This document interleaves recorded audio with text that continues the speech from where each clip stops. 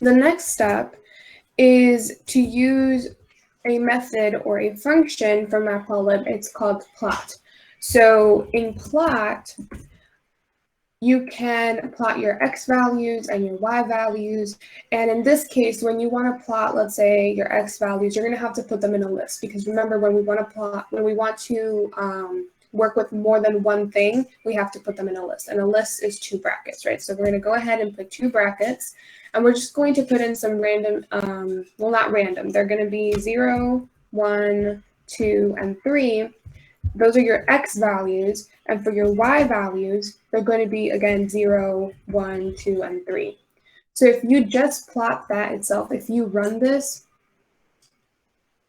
let's wait for it, you're going to have, it's going to give you this. So you basically plotted a line graph, because when you have 2 lists, so this is your x values, these are your y values. And so when you take a look at the first x value, 0, that y value that corresponds to it is the next 0 here. So it's like 0, 0, 1, 1, 2, 2, 3, 3. And so it's not like a coordinate like 0, 1. No, they're 2 lists. These are your x values and these are your y values. And so they each iterate over. So it's 0, 0, so you can see 0, 0. The next point is 1, 1, so you can see 1, 1. Then you have 2, 2, so you can see here 2, 2, and that's how it goes. So it's your x values first.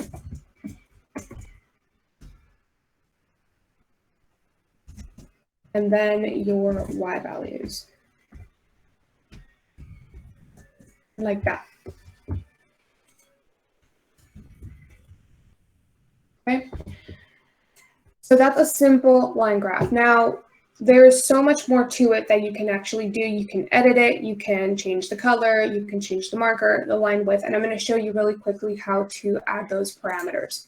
So the first thing you can do is you can change the color. So the parameter for color is super simple. It's color.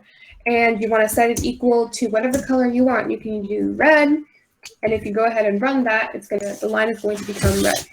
Now, there is a list of colors that you can use if you just search up Matplotlib documentation, but I'm going to post it in the Google Classroom after the session, so you can have those for you. There's also crimson, same thing, it's red. You can do codes like C9, it's going to be blue, kind of like cyan. You can do C2, that's going to be green.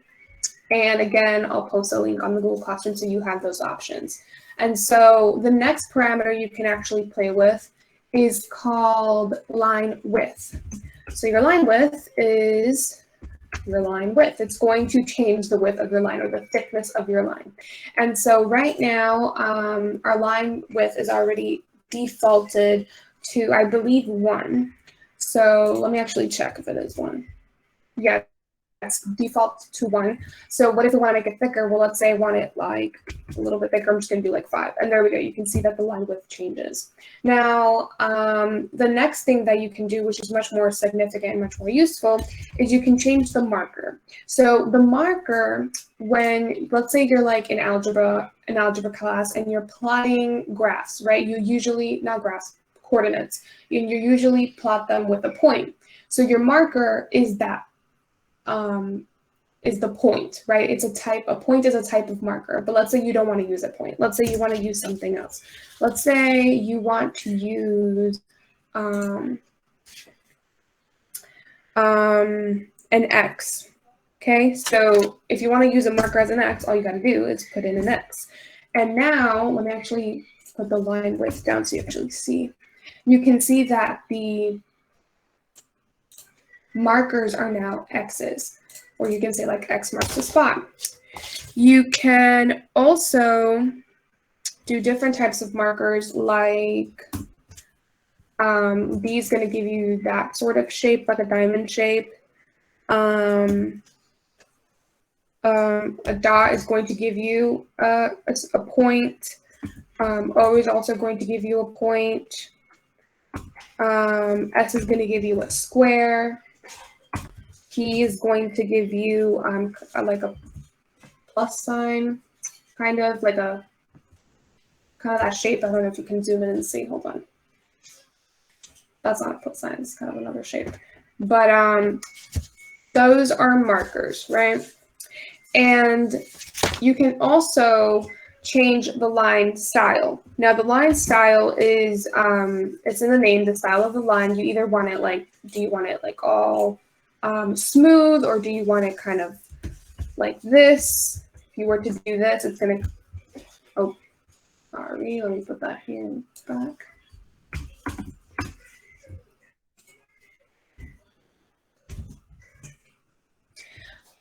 If you want it kind of dashed, you could do that. And there's different types of parameters too. Let's see, what else is there? You can also do colon, see if that works. When you do colon, let me zoom in so you can actually see better. When you do colon, it's like little small dots. And if you do, again, the two little dashes, that's going to give you, it's going to give you a small dash. If you do a dash and a dot, that's going to give you, let me zoom in again. That's going to give you like a line and then dot, a line and a dot. So just like what we wrote, a line and a dot. And that's it for those. Again, I'm going to put the documentation so you have the list of options that you can use. Okay. Let's see. Now, the next thing you would want to do is you would want to label your Y values and your X values, or your X labels, or your X axes, whatever you want to call it. So in this case, we're going to do PLT dot. And there is an attribute called Y label, not an attribute, excuse me, a method. And you can actually label what you want it to be labeled. So let's say I'm looking at temperature per hour. And so what I'm going to do, my Y labels are going to be my temperature, right? And then to label my X axes, I'm going to put it per hour, or you could say, yeah, just hour. And when you run that, you can now see the labels here. So you have temperature and hour. So you can say, let's say at 2 hours, your temperature is 2. So you can say, you can actually specify also temperature in degrees Fahrenheit. Right, and so now you can say, well, at 2 hours, the temperature is 2 degrees Fahrenheit. And that would be it for this, right? You also have PLT.title. You can actually give the title of the of the graph, and we can say just temperature per hour, temperature per hour. And now you can have it right here, temperature per hour. And then one last thing, let's say you don't like how the axes ticks, we call them ticks, are spread out. Let's say you don't like it's 0.0 and then 0.5 and 1.0. Let's say you just want, 1, 2, 0, 1, 2, 3, 4, 5. Okay, so what you want to do, there is another method called axes, and you can actually put in those X values that you want to be as your ticks. So you can do the X values and the Y values. So in this case, it is kind of like a coordinate. So you can start with 0 all the way to 5. And then again, that's one of your coordinates. That's your domain. That's your X. Those are your X values that you want to start with 0, end with 5.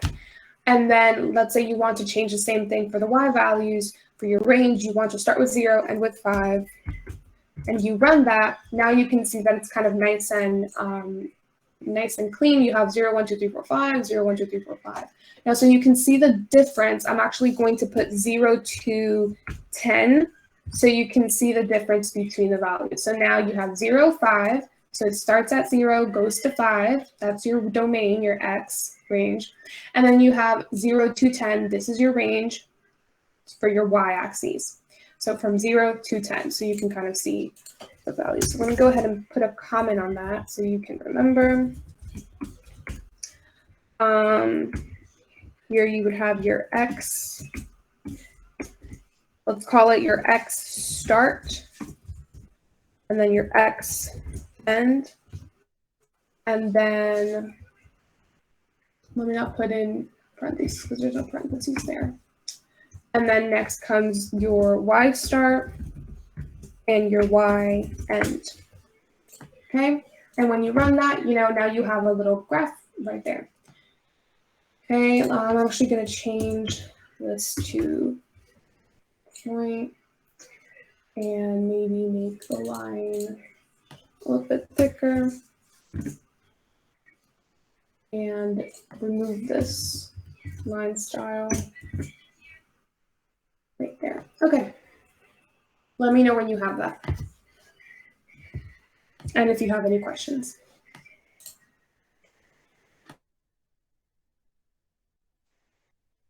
I have it. All right, so for task 0, actually let me leave the code.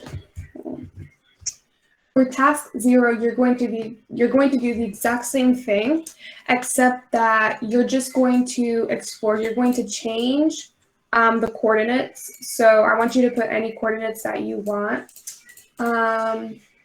Actually, for the sake of, just in case if you have questions, I'm actually going to pick the coordinates for you. What did I do? Okay, so to say use the following coordinates, and I'm going to actually give them to you in coordinate form. So let's say 2, 4, 3, 5, 4, 6. Let's do 1, 3. Okay. So use those coordinates and do kind of like a line just like this. You don't have to use any marker. You don't have to change the line width if you don't want to. You can just leave it plt.plot, do this part, and that's it. And maybe also do these, okay? And if you want to fix the axes, that's good too, if the axes is wrong. But I'll do it here for you also if you have any trouble. Let me know, okay?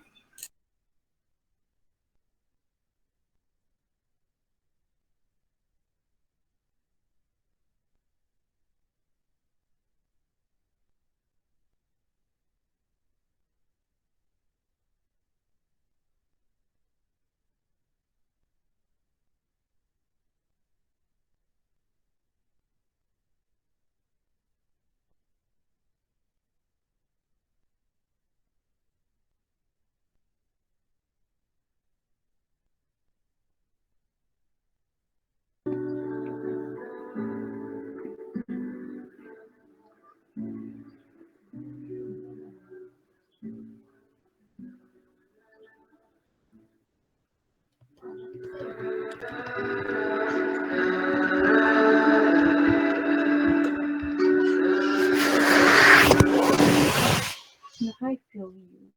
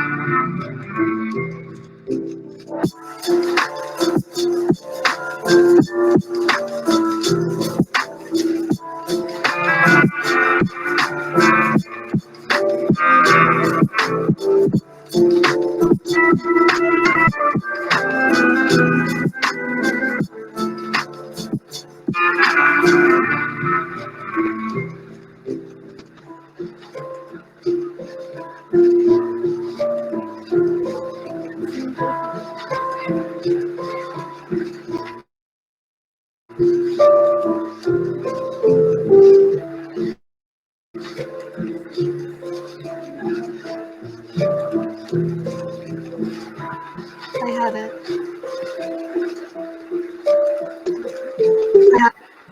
Okay. All right. So again, you just can name it anything you want. You kind of explore like that. Oh wait, this is what we just did. Excuse me. Example 1, right? So now we're going to actually use data sets, right? So in example 0, we just graphed our own data. We just put in whatever parameters, whatever coordinates we wanted, and we graphed that. But now we're going to actually use real data.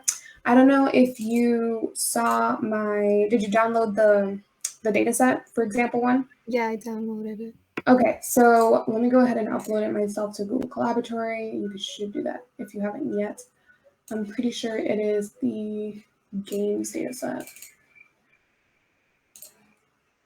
Okay, let me just make sure. Yes, okay.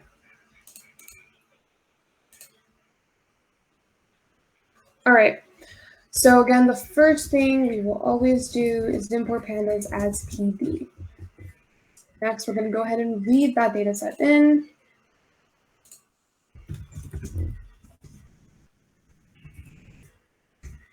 It is a CSV file, and I'm pretty sure that it's just short, so we can just, instead of copying the path, we can just write the file name as it is there. That's going to give us the same result, and if we run it, it's going to give us nothing. But if we use the .head method to kind of look over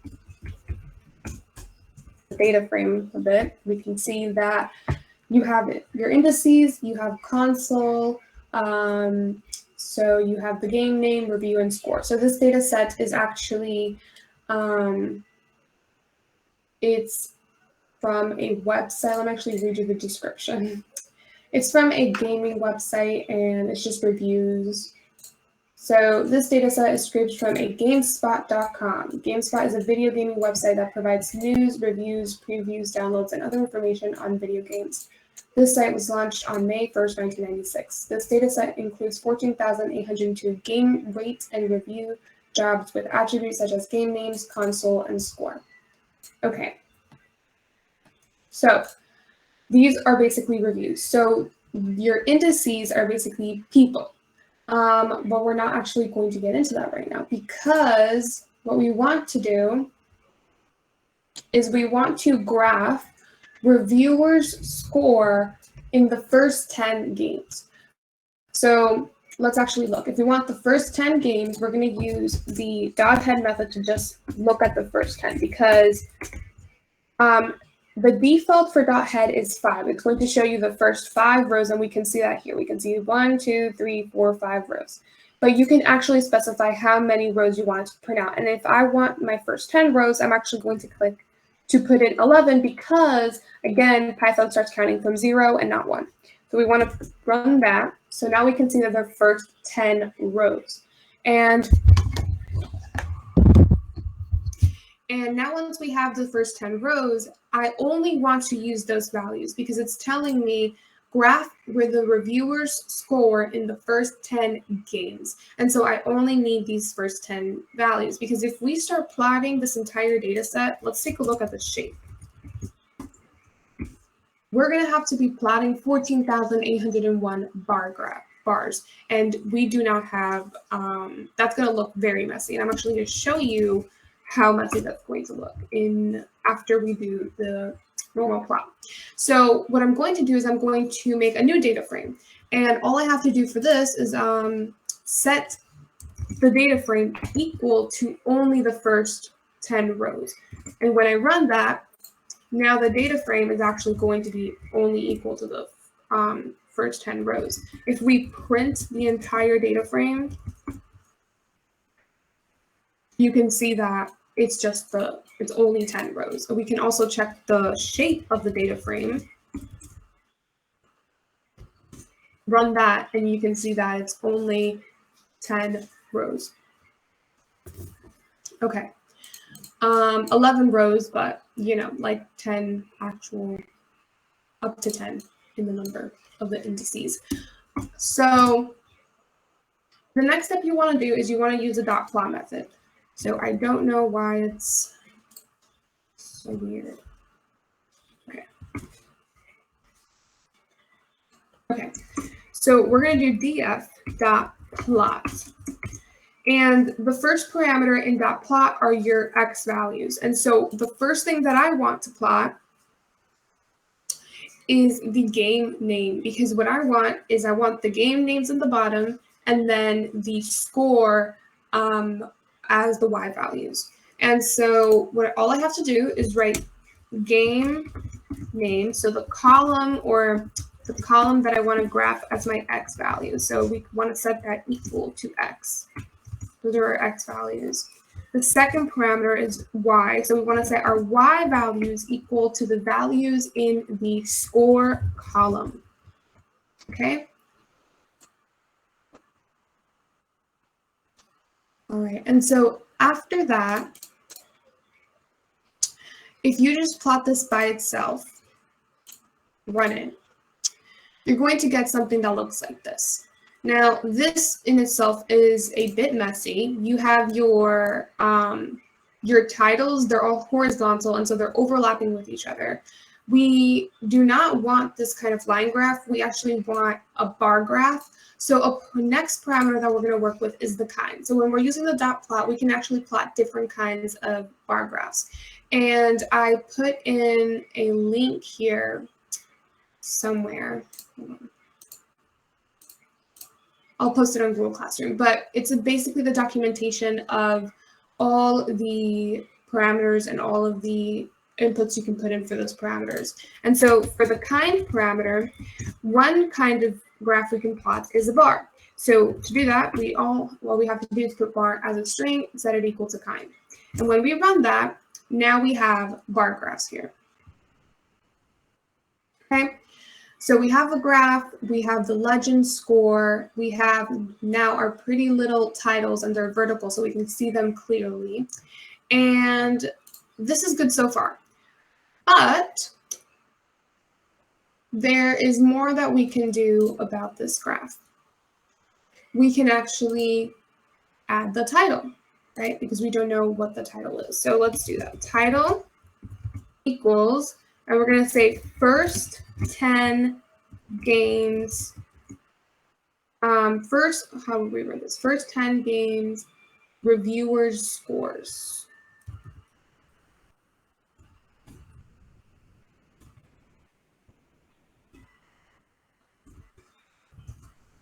It's weird because I can't use like parentheses because then it's gonna say, oh, that's a syntax error. Okay, so once you have the title, it's gonna appear right up here. Okay, so that's your title. Another thing you can add are your axes labels. So again, much like we did right up here in example 0, we have our labels. In dot plot, in pandas, you can just add them here without having to make a new line of code. You can just add them inside as a parameter. So X label, let's say I want my X labels to be the title. So I'm going to name them my X labels with title. And same thing with Y label. I'm going to name my Y labels the scores. I want to kind of specify, be more specific. Well, scores of what? Like out of what? Score out of 10, score out of 100. And if we actually take a look at the data set, we can use one of the methods that we learned. Let me actually do this here. We can use one of the methods that we learned in an earlier session, and it's called dot describe. So if we do df dot score, because we want to specify the column, dot describe, we're going to get stats. Oh, sorry.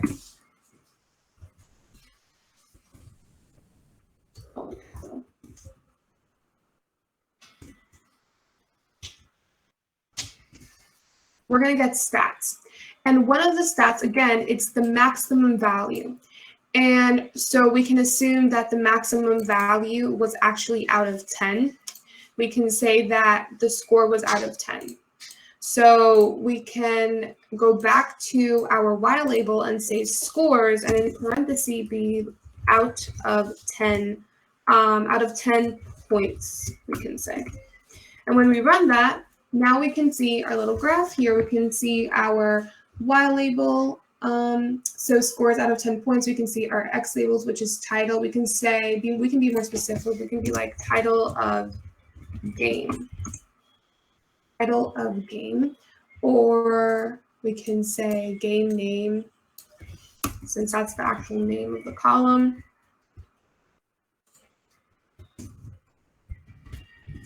Run that. And so now we have our title, we have our Y label, our X label, our title, our X ticks are nice and clear to read, and you can see that from 0 to 8. But let me do something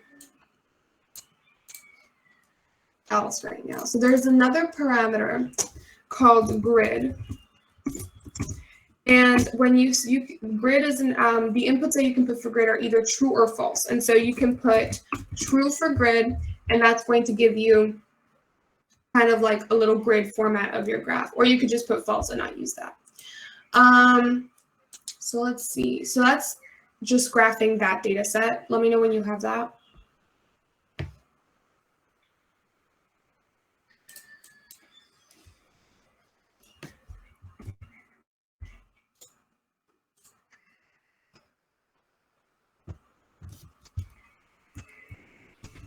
I have it. Okay. I'm also going to post it in Google Classroom so you can see it too. Okay. So let me do example 2, and then we'll go back. Hold on. Actually, no, let's do task 1 so you can kind of get practice. So task 1 is graph the duration of the first 10 movies. So you have a new data set. It's the same thing that we just did here, except that the X values are going to be the title of your movies, and the Y values are going to be the duration. And you might want to use the df.columns to get the column label right, okay? So let me know when you are done with that, or if you need help, I'm going to be doing it on screen as well.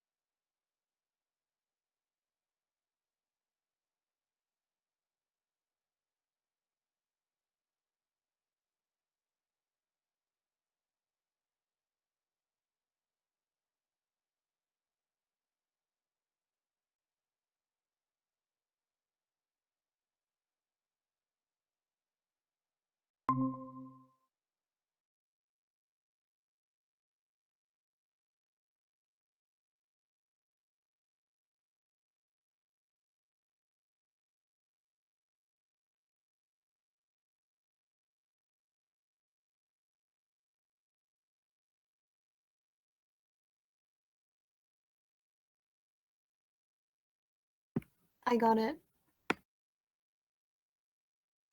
Okay, perfect. All right, example 2, how to plot a data set using the indices as x values, of course using pandas. So I'm going to go ahead and import pandas as PD.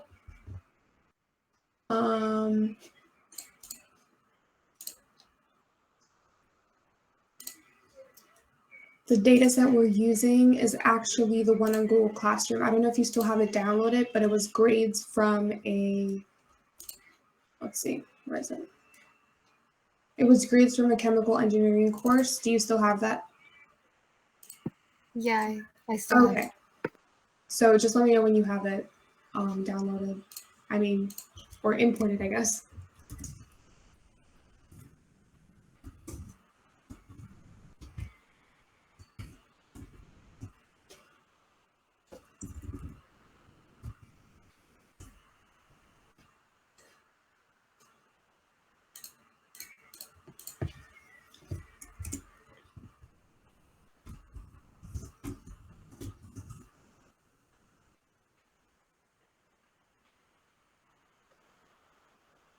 Do you have it running? Yeah. Okay, so first we're going to take a look at the plot, and we see that these are the different types of assignments, and the indices are actually the students, right? So you have student number 0, or at least a person. Person 0, or the first person, I guess you could call it, these are all of their grades. And so what we want to do is we want to plot a graph where we see their final grades, and there's no way we can do that because there's no, we can't say our x values, hey, equal to like our row labels. So there is a way we can do that in this case. So first things first, we do not want the entire shape of the data set. So let's just pick the first, let's actually pick the first 20. So change that to 20. The first 20 students, so we're going to do BF is equal to BF dot head 21. And so when we do that, we can go ahead and now plot. So we're going to do BF dot plot.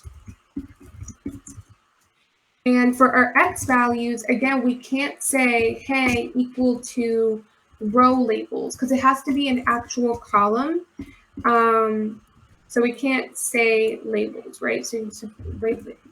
We can't say x is equal to row labels. So the way we do this, there's a parameter called use index. And so when we have use index, where are we here? We can set use index equal to true, and that's actually going to use the index as your x values. And then the rest of it is the same. It's just putting in your y values. So you want your y values to be your final grades.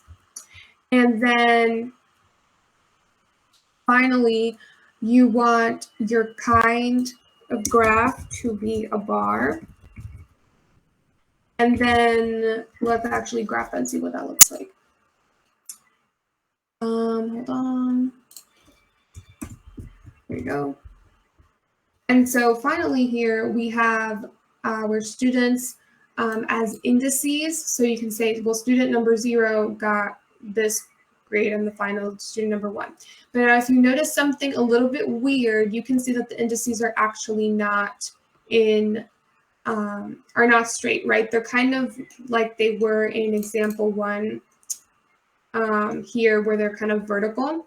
And we don't want that. We want them to be normal. So there's another parameter called ROT, stands for rotation. So ROT, rotation.